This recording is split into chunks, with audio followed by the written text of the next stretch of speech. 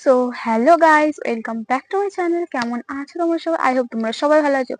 So guys, আমার কাছে চলে এসেছে আরো একটা পার্সেল। সো এর মধ্যে কি আছে তোমরা তো দেখতেই পাচ্ছ, ড্রেস আছে দুটো। তো চলো এটাকে ওপেন করা যাক।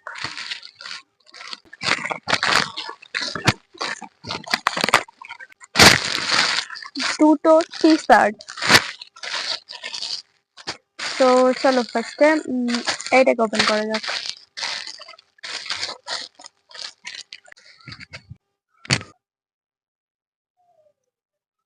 ফার্স্ট টি শার্ট, বাট এটাকে যেরকম দেখেছিলাম না ওরকম পাইনি।